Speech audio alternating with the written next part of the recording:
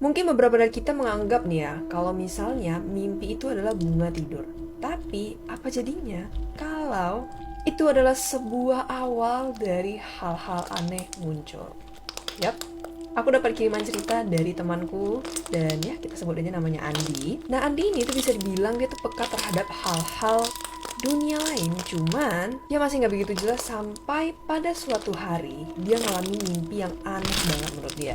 Wah sebenarnya ceritanya itu udah lama ya, sekitaran tahun 2008, dan pada saat itu posisinya si Andi itu udah kerja dan dia tinggal bareng kedua orang tuanya. Nah rumah orang tuanya itu belakangnya tuh ada kos, jadi orang tuanya ini punya usaha kos-kosan, yang mana si Andi ini tuh tidur di kamar kos-kosan karena kamar kosnya itu nggak semuanya penuh, jadi dia nempatin salah satu kamarnya. Posisi kamarnya berarti itu ada di luar rumah. Singkat cerita, si Andi ini tuh dia ngalamin satu mimpi yang bisa dibilang aneh banget. Si Andi ini tuh mimpi ada di suatu tempat yang semuanya putih, nggak ada dinding, nggak ada atap, tapi ya kayak tempat, cuma ada lantai dan itu semua putih. Tiba-tiba ada cahaya putih juga nih, tapi ini terang banget, jadi kayak bisa nyilauin mata dia. Datang dari atas, si Andi otomatis langsung ngadep ke atas dan ngelihat cahaya itu. Awalnya bentuk cahayanya itu nggak jelas karena mungkin masih jauh, tapi pas mulai ngedeket ke tempatnya Andi, di situ terlihat kalau misalnya cahaya itu bentuknya kayak jarum yang besar dan panjang. Itu tiba-tiba masuk ke matanya Andi. Karena cahaya itu, si Andi langsung ngalamin kebutaan.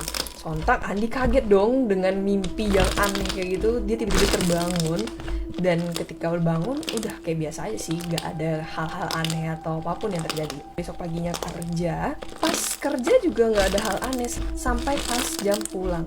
Jadi Andi itu pulang kantor, dia tuh sekitaran maghrib, dan waktu di jalan mau arah pulang, dia ngelihat banyak orang-orang di pinggir jalan. Which is dia ngerasa ya udah biasa aja, mungkin ya ini orang-orang yang baru pulang kerja atau baru ngapain. Jadi dia tuh kayak nggak ngambil pusing lah, palingan cuman orang-orang biasa aja. Sampailah dia ke rumah. Kondisi suasana rumah pada saat itu langitnya udah gelap. Di samping rumahnya itu ada halaman tetangga yang lumayan luas. Tapi halaman tetangganya itu bukan kayak lapangan gitu ya guys. Dia halaman yang banyak pohon-pohonnya. Pas Andi ngelirik ke arah halamannya itu, Andi notice nih, ada 3 atau 4 orang yang lagi di pohon. Dia tuh kayak ngegelantung kayak monyet. Which is itu aneh ya kan? Ngapain orang malam-malam ngegelantung di pohon? Andi yang penasaran, dia coba merhatiin lebih dekat lagi. Kira-kira orang tuh ngapain bergelantungan di pohon? Dan waktu dicek, ternyata itu bukan. Bentuknya tuh nggak utuh kayak orang-orang pada umumnya. Ada tangannya yang panjang sebelah, ada yang mukanya cuma setengah, dan ada yang matanya cuma satu. Nggak kebayang gimana kalau misalnya kita di posisi Andi pada saat itu. Aku sih bakalan langsung kabur ya. Gila, coba ngeliat kayak gitu, siapa yang nggak takut ya? Si Andi coba ngehirauin sosok itu dan milih masuk kamar. Jadi akses masuk ke kamarnya itu bisa langsung masuk ya, karena kan posisinya di luar rumah, di belakang rumah. Nah pas Andi masuk kamar, dia tuh langsung lanjut mandi. Dan selesai mandi, dia lanjut makan, yang mana ruang makannya itu letaknya ada di dalam rumah. Jadi dia masuk ke dalam rumah. Selesai makan, semua berjalan normal, nggak ada hal-hal aneh yang dilihat sama Andi, sampai akhirnya ya udahlah, udah waktunya jam tidur juga ya kan. Andi masuk kamarnya dia, dan dia udah matiin lampu ya, kondisinya udah matiin lampu, dan iseng buka laptop ya, mungkin kayak ngecek data atau apalah, jadi iseng-iseng mainin laptop. Dan waktu dia lagi main laptop nih, tiba-tiba ada bayangan yang lewat di depan dia. Tapi anehnya, ini tuh gak sekali, jadi bayangannya ini tuh lewat berkali-kali. Dan dia pun mutusin untuk langsung hidupin lampu dan lanjut tidur. Setelah lampu hidup, itu bayangan udah gak ada lagi, dan semuanya berjalan normal sampai akhirnya Andi tidur. Nah keesokan harinya Andi tuh bangun dan coba untuk ngelupain hal-hal yang dia alamin semalam. Dia pergi ke kantor dan semuanya memang berjalan normal selama di kantor. Terus pulang juga ya biasa, karena mungkin dia ini pekerja keras dan sering lembur ya. Jadi dia tuh pulang selalu di jam-jam menjelang malam. Dan pada saat sampai ke rumah, itu di langit udah gelap dan dia udah langsung aja ke kamarnya. Pas dia masuk ke dalam kamarnya, kalian tahu nggak apa yang dia lihat? Ada sesosok yang tidur terlentang dengan bentuk tangannya yang panjang, kepalanya nggak ada, dan kakinya yang panjang juga melebihi panjang dari kasurnya. Berarti setinggi apa kira-kira sosok itu ya, padahal kepalanya nggak ada. Oke. Ini sedikit Oke, sontak Andi yang kaget itu langsung banting pintu kamarnya dan lari ke dalam rumah menuju ke kamar mamanya. Di situ dia nggak berani untuk masuk ke kamarnya lagi dan mutusin untuk tidur di kamar mamanya.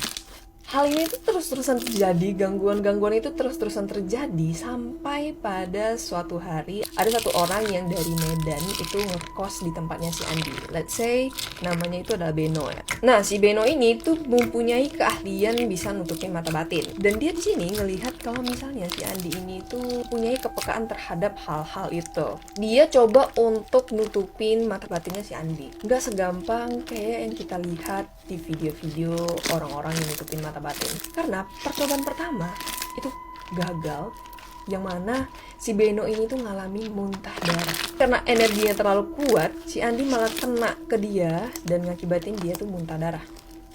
Oke, jadi percobaan pertama gagal, percobaan kedua gagal, percobaan ketiga juga gitu, sampai pada akhirnya percobaan yang keempat. Di sini bisa dibilang cukup berhasil karena dia bisa menetralkan energi negatif yang ada di sekelilingnya si Andi. Di sini juga dia coba untuk nutupin mata batinnya si Andi yang bisa ngelihat sesuatu itu, cuman ya memang nggak bisa ditutup. Jadi dia cuma bisa menetralkan energi-energi negatif yang ada di sekitarnya Andi. Sini Beno bilang kalau misalnya kemampuannya Andi ini itu bisa dibilang sebuah anugerah dan bisa dibilang juga ini sebuah musibah, dan itu tergantung kepada si Andinya lagi. Tergantung si Andinya ini imannya kuat atau enggak. Ya kalau misalnya imannya kuat, itu tuh bisa ngebantu orang-orang yang mungkin kesurupan atau yang dapat gangguan-gangguan dari jin. Dia tuh bisa ngebantu karena dia mempunyai kemampuan ini yang memang udah dari lahir sebenarnya, cuman kayaknya nggak begitu aktif sampai kejadian di mimpi itu, yang betul-betul menjadi plong-plong-plong gitu, nampak semuanya aktivitas orang-orang yang berada di dunia lain. Cuman kalau misalnya imannya itu nggak kuat, itu bakalan ngerasa terlalu capek karena energinya terus-terusan dikuras karena ngelihat sosok-sosok yang kayak gitu. Pernah tiba-tiba juga ada orang pintar yang datang ke rumah dan ngomong sama mamanya Andi, minta izin untuk bawa si Andi ini ke sebuah perguruan. Cuman mamanya ini nggak setuju dong pastinya, mungkin takut anaknya tuh diapa-apain. Itu kejadiannya kan udah sekitar 16 tahun ya guys. Sampai sekarang si Andi jujur masih bisa ngerasain hal-hal yang kayak gitu, dan banyak banget penampakan yang dia lihat secara nyata dan jelas. Cuman ya memang udah terbiasa. Itulah kira-kira cerita dari Andi. Dan gimana nih menurut kalian? Kira-kira ini tuh sebuah anugerah atau sebenarnya ini juga sebuah PR gitu ya untuk si Andi, karena dia harus ngelihat hal-hal kayak gitu yang memang bentukannya tuh nggak wajar hampir setiap hari. Tulis pendapat kalian di kolom komentar. Dan kalau misalnya kalian juga punya cerita horor yang pengen kalian share sama teman-teman yang ada di sini, kalian boleh aja